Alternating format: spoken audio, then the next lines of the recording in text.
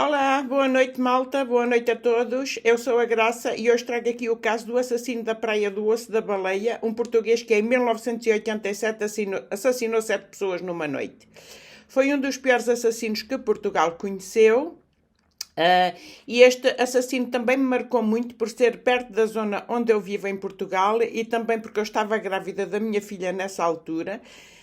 Portanto, isto aconteceu 2 meses antes da minha filha nascer. E como o assassino andou fugido há alguns dias, eu vivi aqueles dias de medo e terror de me encontrar com ele, porque realmente ficava mesmo perto da zona onde eu residia em Portugal na altura. Eu vou-vos contar quem foi este assassino que Portugal conheceu, terrível. Portanto, é já a seguir.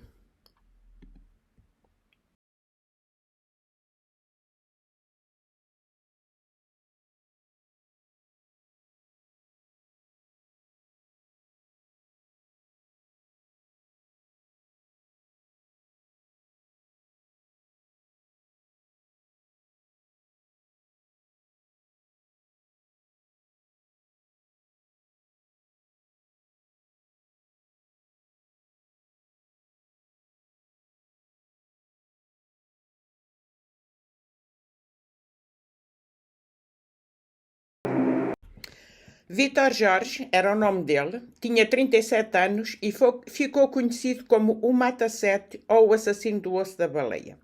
Ficou conhecido como o Mata-Sete porque matou 7 pessoas numa só noite. E ficou conhecido como o assassino do osso da baleia porque das 7 pessoas que matou, desculpem, 5 foi na Praia do Osso da Baleia. Portanto, a Praia do Osso da Baleia fica situada em plena Mata Nacional do Urso, concelho de Pombal, distrito de Leiria, em Portugal. O Vítor Jorge tinha nascido em 1949, nasceu a 7 meses de gestação da mãe e foi registado filho de pai incógnito. Por esta razão ficou a viver com os avós até aos 8 anos. Nesta altura foi morar com a mãe, quando tinha 18 anos, para Lisboa, onde, explicou ele mais tarde, viveu um verdadeiro pesadelo. A Maria da Piedade, a mãe, obrigava-o a dormir na mesma cama onde tinha relações sexuais com vários homens, segundo o que ele declarou aos psiquiatras. Quando o Vítor Jorge tinha 15 anos, arranjou emprego numa mercearia, mas o padrasto não aceitou e deu-lhe uma valente tareia. Portanto, havia violência doméstica em casa. Quando ele tinha 18 anos, atravessou uma depressão profunda e mudou-se de novo para a casa dos avós maternos. Nesta altura, ele pensa que vai morrer e por essa razão fez uma peregrinação a Fátima, onde conheceu a Carminda, com quem casou 2 anos mais tarde. O dia do casamento ficou-lhe marcado como um dia traumático, segundo o que ele escreveu no diário dele, porque ficou a saber que a esposa já não era virgem.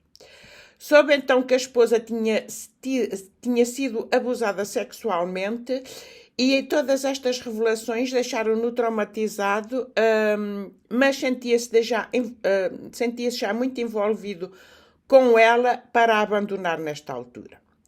Deste casamento nasceram 3 filhos, 2 raparigas e um rapaz. O Vítor Jorge era um homem consumido não só por noções de pureza, como, e por contraste, pelos vícios da sociedade, pela corrupção moral e sexual, e nos seus escritos é notório o quanto obcecava a ideia de que as filhas, iniciando a sua vida sexual, se vissem arrastadas por esse abismo. Terá então procurado ajuda especializada junto de um padre, mas queixava-se de que não fizeram caso das suas aflições. Embora fosse visto pelos vizinhos como um homem pacato, eram conhecidas as discussões violentas com a mulher e no diário assume que lhe batia, segundo ele, em respostas constantes às provocações da Carminda. Ele era contínuo e cobrador da agência do Banco Espírito Santo e Comercial de Lisboa e estava destacado na agência da Marinha Grande. No trabalho, ele também se queixava que sentia-se humilhado pelos colegas, especialmente pelo gerente, que constava na lista das pessoas que ele planeava matar. Nas horas livres ele era fotógrafo de casamentos e batizados. Na realidade, o Vítor Jorge começou a escrever um diário onde confessava toda a sua mágoa e a imensa sede de matar pessoas. Nesta altura, ele elaborou uma lista de pessoas que pretendia eliminar e escreveu: eliminar o mal, o pecado e o vício da terra, ou ainda vou tentar assassinar de forma brutal 2 ou 3 raparigas e em seguida as minhas filhas. Nesta altura fechou o caderno, levantou-se, estava pronto para a sua missão: eliminar o mal, o pecado e o vício na terra. Saiu de casa no dia 1 de março de 1987, na sua Renault 4L, em direção à Guia, uma terra da freguesia do Pombal, onde vivia a mãe da sua amante, Leonor dos Santos Tomás, que fazia nesse dia 24 anos. Nesta festa havia ainda Luís Teixeira, 17 anos, Maria do Céu Araújo, 20 anos, Isabel Moreira, 21 anos e José Pacheco, 22 anos. Portanto, este último, o José Pacheco, aparentemente era o namorado da Leonor. O Vítor Jorge sentiu-se traído pela Leonor, afinal ela namorava ao mesmo tempo com ele e com José Pacheco. Durante a festa sentiu-se dominado pelo monstro. Ficou completamente ausente ao que se passava à sua volta, tinha um olhar triste e distante. O José Pacheco, o namorado da Leonor, foi obrigado a sair mais cedo do aniversário, pois tinha de apanhar o último comboio na estação da Gria, de forma a estar a horas no quartel onde cumpria serviço militar. O Vítor ofereceu-se para o levar até lá, mas todo o grupo mostra vontade de o acompanhar. As 6 pessoas encavalitaram-se na Renault 4L de Vítor, que carrega na bagagem a caçadeira e a faca de caça. Os 6 vão até à estação, mas quando lá chegam percebem que o comboio está atrasado e que a espera ainda será longa. Vítor sugere então um passeio à Praia da Baleia e não fica muito longe da estação. Metem-se todos de novo dentro do carro e vão para a praia. Quando chegam, os 5 amigos saem do carro e deitam-se na areia. A Leonor e o José Pacheco beijam-se apaixonadamente. Luís, Maria do Céu e Isabela, já meio embriagados, divertem-se a rebolar e a atirar areia uns aos outros. Ninguém se lembrou mais do Vítor. Ele é o único que não sai do carro e quando sai é para matar. Abriu a bagageira, tirou a caçadeira e a faca. Primeiro matou a Leonor dos Santos Tomás, que tinha festejado os seus 24 anos nessa noite, teria uma relação com o Vítor Jorge, sendo a única mulher que verdadeiramente a amou, diz ele no seu diário. A Leonor era empregada de limpeza no Hospital de Coimbra, tinha convidado os amigos para festejar os anos em casa da mãe. Matou depois o José Pacheco a tiro, com um outro disparo, apontou depois a arma para o outro grupo e aperta o gatilho 2 vezes. Mas Luís, Maria do Céu e Isabel não morreram de imediato. Vítor persegue-os e bate-lhes com um barrete de madeira primeiro e depois finaliza com a faca de mato, esquartejando a maior parte dos corpos. Lava depois as mãos na água do mar, volta para o carro e escreve a última folha do seu diário, arranca, vai até junto do corpo da Leonor e coloca-a no bolso do casaco. De seguida, Vítor agarra nos corpos de Isabel e Leonor e empurra-os para o mar. Os outros ficaram ali mesmo estendidos na areia. Volta para o carro e regressa a casa na Amieira, uma terra perto do Pombal, onde vive com a mulher Carminda e os filhos. No caminho, Vítor é um homem sério, sereno, sem o mínimo sinal de remorsos, tem a camisa e a cara completamente ensanguentados. Chega a casa antes das 2 da manhã, entra, vai até ao quarto e a mulher assusta-se quando o vê coberto de sangue. Vítor, dominado pelo monstro dentro de si, diz à mulher para se vestir porque precisa que ela o vá ajudar a recolher o corpo do homem que acabou de atropelar na estrada. A mulher acompanha-o em estado de pânico. Passa pelo quarto dos filhos e despede-se deles com um beijo na testa, entra no carro de Vítor e fazem-se à estrada. Vítor para depois pouco do sinal que indica o início da freguesia de Amor, a poucos quilómetros de sua casa à beira de um pinhal. Vítor diz à mulher que o corpo do homem está junto às árvores. A mulher entra na escuridão. O homem vai atrás. Ele liga a lanterna apenas para a ver e mata a facada. marca o local onde deixou o corpo da mulher com um tijolo que deixa na berma da estrada. Volta ao carro e vai de novo a casa. Quando entra, já a filha mais velha, a Anabela, está de pé, preocupada porque os pais saíram tão tarde. Assusta-se quando vê Vítor ensanguentado. O pai conta-lhe a mesma história. Fala-lhe do homem que atropelou e pede-lhe para ir com ele para ajudarem a mãe que está no local. Anabela veste-se à pressa e acompanha o pai. O fim não é muito diferente. O corpo da Anabela fica estendido ao lado da mãe. Mas a facada do pai não foi suficiente para matar a filha. Anabela não morreu de imediato e lutou pela vida mais algum tempo. Vítor regressa à casa e minutos depois volta ao Pinhal, acompanhado por Sandra, a filha mais nova de apenas 14 anos. Mas ao chegar ao local, a filha, vendo a mãe e a irmã ainda respirava e tinha levado pelo menos 5 facadas, o mesmo número de golpes que a mãe sofreu pelas costas, a Sandra pediu ao pai que a ajudasse, implorou-lhe pela vida, ofereceu resistência, ainda lutaram e Sandra, mesmo ferida, conseguiu tirar-lhe a faca e partir a lâmina e terá dito: pai, não me mates porque sou tua filha. Finalmente cansado, Vítor perde as forças e ajoelha-se a chorar. Sandra já está a fugir por entre pinheiros e alerta a vizinhança. Vítor fica em profundo desespero, sozinho, no meio da mata, a chorar e a questionar sobre o que tinha acabado de fazer. Diz que quer morrer, que merece morrer. Mas depois disto ainda tem tempo para ir a casa, agarrar no seu diário e metê-lo no envelope. Cola uns selos, leva-o consigo e sai novamente de casa. Foge na sua Renault 4L.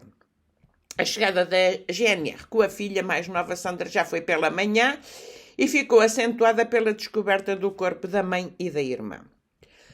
O outro irmão, o filho mais novo de apenas 10 anos, foi encontrado na sua cama a dormir com uma elevada quantia de dinheiro ao seu lado. Na praia do Osso da Baleia, a polícia descobre 4 corpos, 3 nas dunas, um dentro d'água. Só o corpo da Leonor não aparece. A GNR recolhe depois os cadáveres de Carminda e de Anabela no Pinhal, a 2,5 km da casa do homicida, na aldeia da Amieira, no Pinhal de Leiria. Na praia, onde Vítor Jorge tinha assassinado a amante e outros jovens, deixou um bilhete junto ao corpo da Leonor. Isto foi porque tu quiseste, escreveu ele. Do outro lado dizia: os outros foram por arrastamento. Seria preciso semanas para que se fixasse com exatidão os contornos do brutal crime que fez os primeiros títulos de jornais na manhã do dia 4, depois dos corpos de 4 jovens terem sido descobertos na praia do Osso da Baleia, no Pombal. O quinto cadáver só daria à costa mais tarde. Vítor foi encontrado ao fim de 3 dias de buscas na aldeia de Casais do Além. Estava ferido, desnutrido, desidratado, às portas da morte. Tinha-se escondido atrás de um barracão, a velho, nas traseiras da casa onde os seus avós viviam.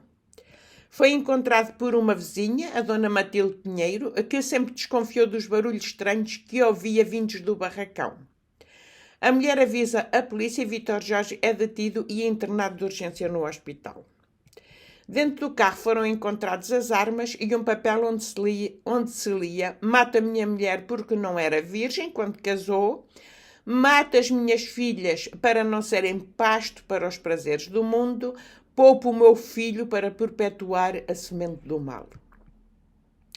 Num diário que foi encontrado mais tarde, Vítor Jorge tinha detalhado um plano para matar outras 14 pessoas. A última frase que acabou de escrever no seu diário foi depois dos assassinatos e escreveu: lamentavelmente consumado e engrossado o início da minha loucura. Médicos agora acreditam. Osso da Baleia. Vítor Jorge matou 4 jovens que não conhecia de lado nenhum. Os amigos de Leonora foram por arrasto, disse ele. É nesse dia que, em Lisboa, na redação do Correio da Manhã, um jornalista recebe o envelope do Vítor Jorge ainda manchado de sangue. Vítor Jorge escreve: porque suicidar-me depois de ter cometido este ou estes crimes? Porque receio que depois de toda esta carnificina apenas seja internado num hospital de doentes mentais ou, no caso de ser preso e viver até aos 57 anos, seja posto em liberdade, pois a pena máxima neste país é de 20 anos. a lei que temos a todos protege e ainda correria o risco de poder surgir qualquer amnistia que me viesse a colocar em liberdade ainda mais cedo. Depois escreve ainda: antes de pôr termo à vida, pensei em liquidar rigorosamente pela seguinte ordem as seguintes pessoas. Seguem-se as iniciais das pessoas que ele queria ainda eliminar. Claramente premeditada esta carnificina, a sua execução deverá demorar no máximo 14 horas para que o objetivo seja parcialmente conseguido. A primeira data da execução que ele tinha marcado no diário tinha sido a 9 e 10 de novembro de 1986 e a segunda data para a execução, 16 a 17 de novembro de 1986.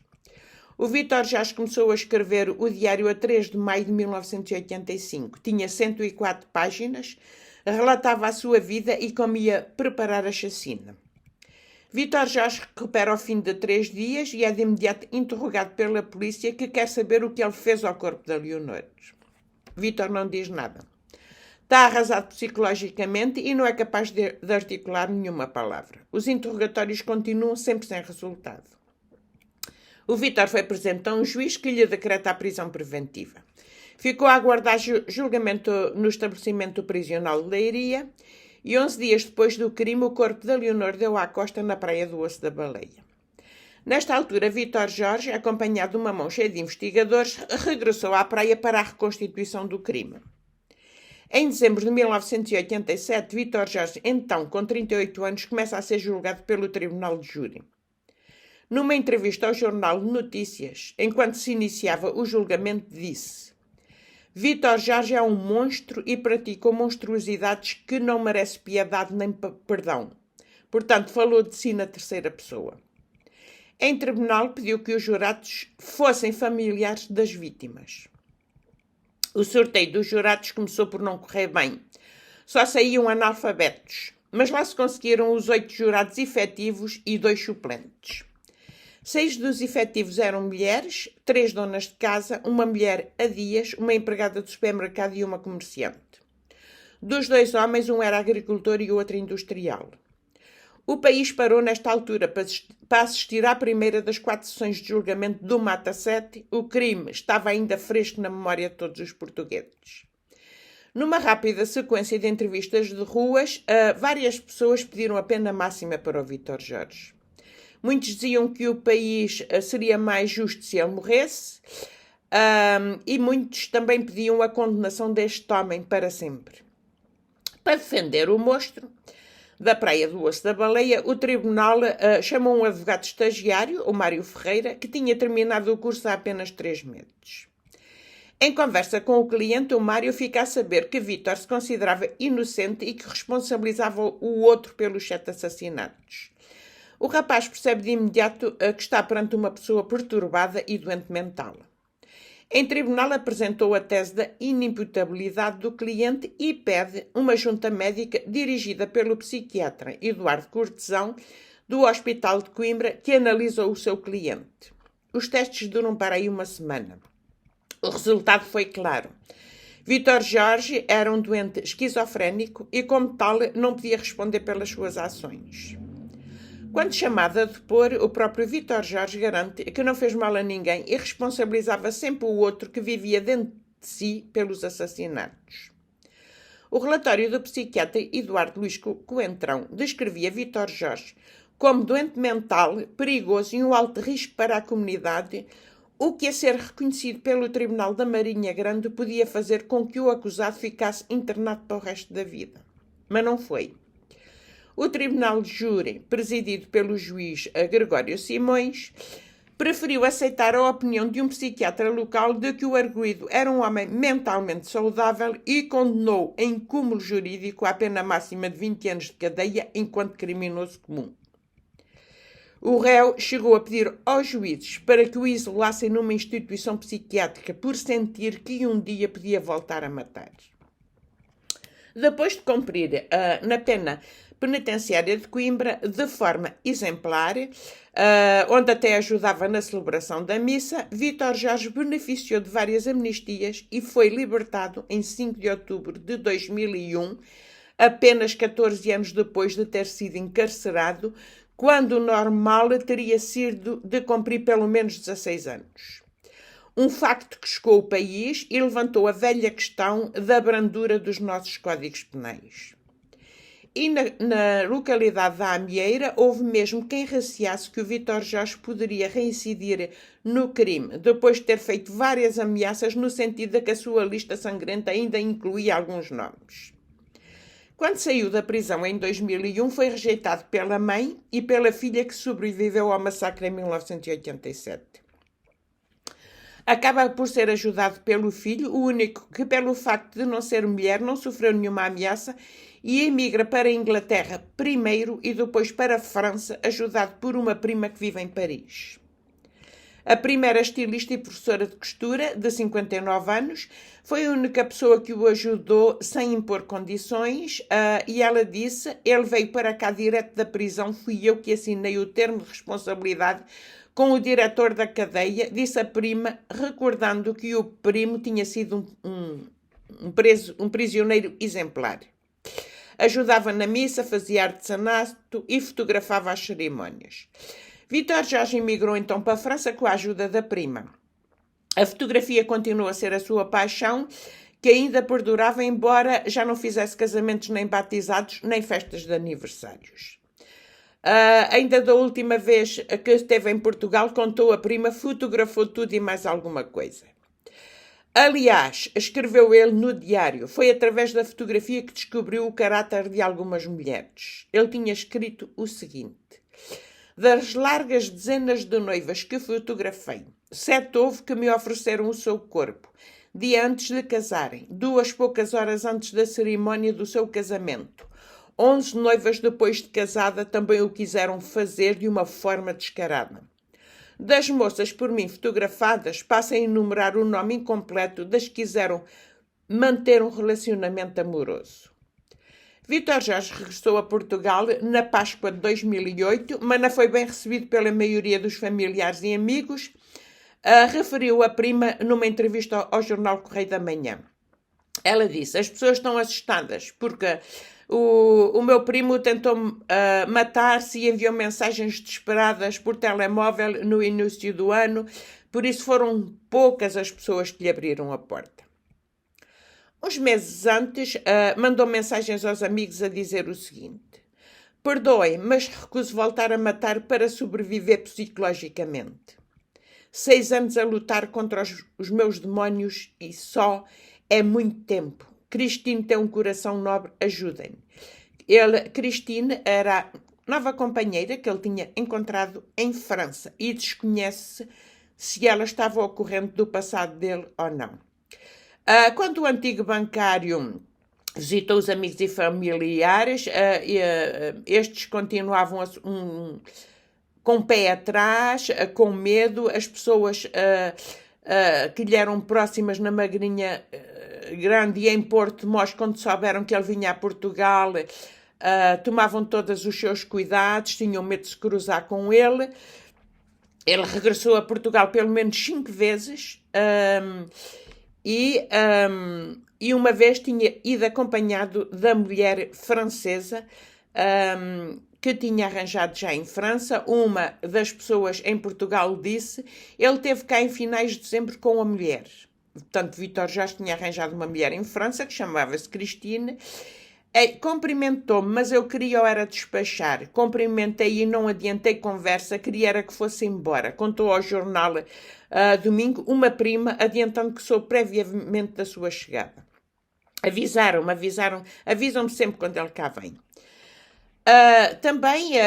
Portanto, ela era também, fazia parte da lista das pessoas com quem ele queria abater, da última vez que foi a Portugal, andou um pouco adoentado e passou os dias com amigos e dormiu muito em casa da filha. Portanto, sinal que a filha que escapou do massacre já lhe tinha perdoado.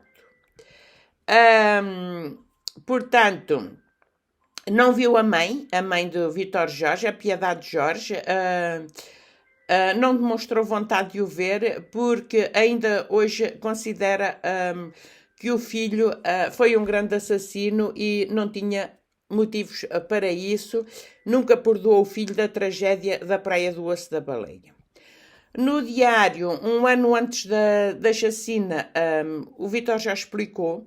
No fundo, vivia odiosamente marcado e rodeado por mulheres em larga experiência aventurosa, como a minha mãe, minha mulher e agora junto leva a querer a minha filha.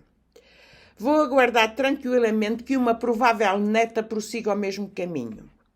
A maioria das mulheres vive para o prazer da carne, do luxo e ostentação, encobrindo desse modo toda a miséria espiritual que reside dentro dela.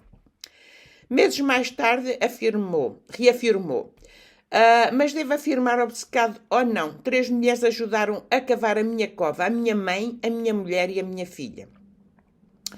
Quando uma mãe desejava ver seu filho morto ao vê-lo casado, quando a esposa diz para o marido mata-te, quando a filha grita eufórica até que enfim o pai pensa no divórcio. O que mais resta afinal?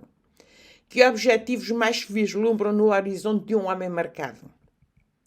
A vida do Vítor Jorge em França não foi fácil.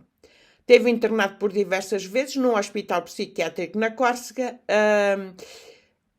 e teve um tratamento permanente durante bastante tempo. Fez limpezas no aeroporto da ilha, deu serventia a pedreiros e aceitou biscates.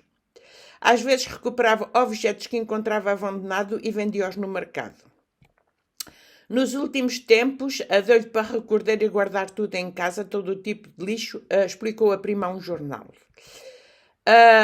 Tem há anos uma companheira, contou ainda a prima, ao mesmo jornal, chama-se Cristina, tem 40 anos, é natural da Ilha da Reunião, um dos seus pilares de sustentação, embora a relação pareça estar a deteriorar-se, disse ainda a prima. Falo com ele muitas vezes ao telefone e pela internet. Em 2008 viveu um momento muito difícil, consegui salvá-lo com 2 telefonemas a ligar para a mulher dele e para o psiquiatra, contou Isabela Prima. Então sucediam-se as tentativas de suicídio que os internamentos no hospital psiquiatra pareciam ter controlado. Vítor Jorge nunca contou a Cristina nem ao médico que o acompanha ao seu passado, embora eles o conhecessem, disse a prima, mas não é certeza. Mas já falou com a prima, fez uma tragédia e está arrependido. Tem remorso e arrependimento. Estragou a vida dele, tem sofrido muito cá fora, na prisão está ele agora, diz a prima. Saiu com uma certa idade, teve de arranjar um emprego qualquer, de trabalhar no duro, explica Isabel Jorge, que esteve pessoalmente com o primo, que também costumava tratar por irmão pela última vez em 2008. Quando saiu, sentiu-se desamparado. Ninguém lhe deu a mão. Não foi preparado para sair. Se não fosse eu, não sei se já não estaria morto. Contou ainda a prima, a estilista, há 32 anos em França. Não sabia fazer nada, não tinha formação. Tive medo de que fizesse novos disparates, vi-o tão desesperado. O assassino da Praia do Osso da Baleia recebia 800 euros de reforma e frequentou uma escola à noite para aprender a falar e a escrever melhor o francês. Na cadeia fez o 5º ano, como desde novo tinha muitos problemas de saúde e foi operado a um joelho. Ele é muito pieguinhas, diz a prima. Não gosta de muitas comidas e está sempre a refilar, mas às vezes é capaz de comer um frango inteiro sozinho e mais que venha, diz a prima. Agora usa óculos e cortou o bigode, que o caracterizou durante décadas. A sua mulher, que não pode ter filhos, é empregada precisamente do psiquiatra que o acompanha. Já por algumas vezes foi à Inglaterra visitar o filho, o único elemento da família que não pensou matar, como reconheceu no diário. Vou então tentar assassinar de uma forma brutal mais 2 ou 3 raparigas em seguida às minhas filhas. Tentar não matar, mas ferir fortemente a minha mulher para que ela sinta bem na alma o peso da recordação e poupar o meu filho para que a semente do mal possa perdurar. Em seguida, dirijo-me ao local de trabalho e tento liquidar mais 2 ou 3 colegas, um dos quais terá de ser necessariamente o gerente do banco. Depois de um período que Isabel Jorge, a prima, afirma que hoje não há razão para ter medo do primo, explicando que está a ser tratado por um bom médico todas as semanas e medicação, a situação parece ter-se alterado. Uns dias antes desta entrevista a um jornal português, a prima conta que soube que o primo arrendou um apartamento e que está separado da mulher, embora queira ir comer todos os dias à casa dela e dormir à casa dela. As coisas não estão nada bem. Ele tem sido violento, grita, ameaça, só falta bater-lhe, descreve Isabel Jorge, que não estava à espera disto. Já aconselhou Cristina a trocar as fechaduras e a queixar-se à polícia à mínima violência. Ele voltou a fechar-se nele. Está para fazer alguma coisa. Isto está a preocupar-me, acentuou a estilista, um aviso que não quer premonitório como o Vítor Jorge no diário. Fui fazendo sucessivos avisos da minha insanidade mental. Os médicos não acreditavam. Só irão acreditar depois dos factos consumados. Se eu conseguir o material bélico que vou começar a comprar, só a minha morte evitará uma tragédia. Vítor Jorge foi encontrado morto em casa, na ilha da Córsega, onde vivia há 16 anos. Morreu a 29 de dezembro de 2018, mas só foi encontrado entre o dia 30 e 31 do mesmo mês, tinha 69 anos. Teria morrido supostamente devido à ingestão excessiva de medicamentos, um método pelo qual tentou o suicídio mais de uma dezena de vezes desde que passou a viver no arquipélago sob a administração francesa. Na data da sua morte, 69 anos, chegou a trabalhar nas equipas de limpeza do aeroporto da Córsega. Mantinha o gosto pela fotografia, conquistou novos amigos, mas nunca se libertou da tormenta psicológica que o terá levado a cometer o maior assassino em série de que há memória em Portugal. Vou sentir saudades dos momentos bonitos que passamos juntos, comentou Jean-Michel Grimaldi, um dos amigos de Vítor Jorge, que divulgou a morte do português nas redes sociais. Vítor Jorge foi sepultado na Córsega e foi necessária a assinatura de 2 filhos para o enterrar. A filha Sandra, que escapou por pouco, vive na Marinha Grande e aparentemente, segundo o que saiu na comunicação social, conseguiu perdoar o pai, tendo até recebido em sua casa quando este vinha a Portugal de férias. O filho Manuel vive na Inglaterra, pelo que se sabe, também mantinha contactos com o pai. Como dizia Gandhi, o fraco nunca pode perdoar. Perdão é um atributo dos fortes.